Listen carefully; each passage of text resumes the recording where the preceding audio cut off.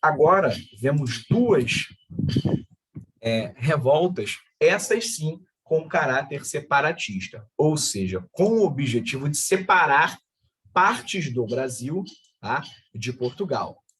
A Inconfidência Mineira, de um lado, né, e a Inconfidência Baiana. A Inconfidência Baiana também pode ser chamada de Revolta dos Alfaiates. Tá? Então, vamos primeiro falar da Inconfidência Mineira, depois a gente vem para a Inconfidência Baiana. Tá? A Inconfidência Mineira, o contexto econômico de fundo dela é o esgotamento da mineração. Tá? Então, já para a década de 1870, 1880, tá? A produção aurífera ela já estava em franca decadência. Tá? A questão é que o governo de Portugal pensou, não está diminuindo a produção, está aumentando o contrabando. Então, vamos apertar mais. Então, o que o governo de Portugal faz? Ele institui uma nova forma de cobrar esse imposto, tá? Que é a cobrança da derrama. Tá? Então, era o seguinte, a região tinha que pagar 100 arrobas de ouro para o rei. Uma vez que pagou esse valor, não tem mais problema, não precisa pagar mais nada, não. A questão, pessoal, é que nunca batia isso. Então, a dívida rolava, né? Ano atrás ano, atrás ano, atrás ano. Em 1789, o rei disse, bom, agora vai ter a derrama e eu vou pegar esse valor. Tá? Uma vez decretada a derrama, o que poderia acontecer? Os funcionários, os soldados a mando de Portugal, entrariam na casa dos indivíduos, e tirariam dali ouro suficiente até fazer as 100 arrobas. Tá? Então, era uma forma de violar a casa alheia. Tá? Então, isso deixava essa elite da região muito temerosa, com a possibilidade de perder as suas posses, já que para ela também a produção não estava tão grande. Tá? Então, a gente vai ver que liderar um dos líderes, foi o Joaquim José da Silva Xavier, o Tiradentes, tá? Foi um dos sujeitos que queriam liderar, eram líderes desse grupo, com outras figuras locais, o Joaquim Silvério dos Reis, a gente vai ver que outros indivíduos também, muito importantes, tá? Todos eles membros da elite, tá? Em sua maioria, com exceção do Tiradentes, que era ali da pequena burguesia, ele era um pequeno militar. Então, esses sujeitos estavam tramando, tá? No dia da decretação da derrama, começar um movimento com o objetivo de tornar Minas Gerais independente do resto do Brasil. Tá? Uma das inspirações foi o iluminismo, com a ideia de liberdade, com a ideia de direitos individuais que devem ser respeitados pelo Estado. Tá? Do outro, temos a independência dos Estados Unidos, a Revolução Americana. Já tínhamos um precedente. Uma colônia se tornou independente, implantou ideias iluministas e está seguindo para frente. Tá? Então, se existe precedente, teoricamente existe a possibilidade também de que Minas Gerais tivesse seu sucesso. Tá? Então, esses revoltosos não chegaram a sair, não chegaram a fazer movimento nenhum, porque Joaquim José Silvério, ele trai os companheiros, tá? E todos vão presos. Com exceção do Tiradentes, que é o único que confessa que estava realmente no movimento conspiratório, todos os outros vão negar. Tá? Então, como faziam parte da elite, em geral, a coroa ela não agia com muita violência. Tá? Então, uns foram presos, outros tantos foram degradados para a África. Tá? Aquele que vai receber o pior castigo é justamente o mais pobre da equipe ali, que é o Tiradentes. Tá? Ele é levado ao Rio de Janeiro, tá? É julgado, é condenado, teve seu corpo esquartejado, tá? E foi disposto, parte desse corpo foram dispostas no caminho entre o Rio de Janeiro e Vila Rica, então capital de Minas Gerais. Tá? Então, é uma forma de mostrar o seguinte, olha, quem pensar em se separar, a punição vai ser essa, ou seja, uma punição extremamente violenta. Por fim, a gente vê a Inconfidência Baiana ou a Revolta dos Alfaiates. Tá? Por que ela é chamada a Revolta dos Alfaiates? Porque grande parte dos indivíduos que participaram desse movimento eram de classes médias e baixas da cidade de Salvador. Então, eles não eram indivíduos ricos. Havia, sim, homens, né, de classe média, um pouquinho mais alto? Sim, mas a maioria, né, a liderança, o núcleo, digamos assim, duro do movimento, era um núcleo de pessoas das camadas de baixo. Então, nós vemos aqui na segunda casa, mulatos, escravos, negros libertos, homens brancos pobres, né? E aí estão os alfaiates, né, que são os costureiros, pedreiros, soldados, enfim. Gente das classes mais baixas. Para o governo, isso era um pavor, porque, afinal de contas, se as classes mais baixas, né, as classes perigosas, como eram chamadas, se elas se rebelam, quem está em cima cai. Então, você desmonta, você quebra a pirâmide social. Isso é muito perigoso, né, se olhado da parte de quem está em cima. Então, por isso que essas rebeliões, né, elas são reprimidas com muita violência. Se a gente reparar tanto em Confidência Mineira como em Confidência Baiana, né, a Revolução Francesa, o Iluminismo, as ideias, né, de liberdade, de direitos individuais, as ideias liberais no conjunto, elas são uma grande inspiração. Tá? Só que a gente vai ver que, enquanto na Inconfidência Mineira, a República, né, a fundação de universidades, em projeto de industrialização, enfim, processo de modernização, esses sujeitos não tocam no tema escravidão. Tá? No caso da Inconfidência Baiana, como é uma inconfidência organizada por pessoas das classes mais baixas, o tema abolicionismo está ali. Tá?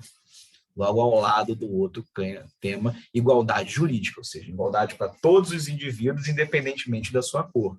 Tá? E uma república democrática, tá? Em que todos os indivíduos tenham a possibilidade de participar. Tá? Esse é o momento em que a Revolução Francesa está passando pelo período do terror, ou seja, o período mais radical da Revolução Francesa. Tá? Então, esses indivíduos acabam, né, se inspirando. Sendo uma vez presos, né, a maioria vai ser tratada com extrema violência. Tá? Mais uma vez, para servir de exemplo. Tá bom? Olha o que acontece com quem tenta se separar de Portugal. Tá bom? Então, a gente vê que a virada do século XVIII para o século XIX, ou seja, do 1800 para o 1900, ela marca a crise do antigo regime. Tá? Então, que crise é esse do antigo... Opa, vou deixar eu colocar aqui. Ó. Que crise é essa do antigo regime, então? A sociedade do antigo regime, aquela sociedade em que o poder do rei era absoluto, né, não havia limites, e que esse mesmo rei interferia na economia de acordo com seus interesses, uma sociedade em que os indivíduos eram separados entre nobres e plebeus. Esse mundo está acabando. O mundo defendido pelas ideias liberais é o mundo da igualdade jurídica, um mundo em que todos deveriam ter exatamente o mesmo conjunto de leis e de deveres, um mundo em que os governantes deveriam ter limites muito claros para a sua atuação, para que não abusassem da população. Tá?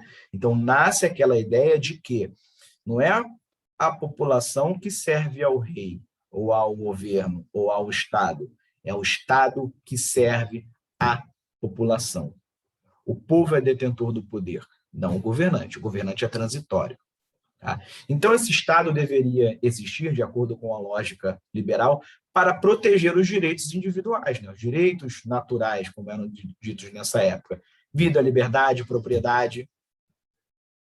Então, essas ideias, tá, elas animam os revolucionários na França, tá? E a gente vê que depois do fim da Revolução Francesa, Napoleão assume o poder, né, e continua expandindo essa revolução. Então, entre o ano de 1789 e 1815, quando Napoleão cai definitivamente, tá, em uma conta arredondada, são 25 anos. Durante 25 anos, essas ideias foram espalhadas dentro do continente europeu, mas também fora. Então, ainda que Napoleão tivesse sido derrotado, não é possível falar que as ideias foram derrotadas também. Então, as ideias venceram e elas se espalharam, tá? Dentro e fora da Europa. Tá? Esse é o momento também em que a Revolução Industrial surge.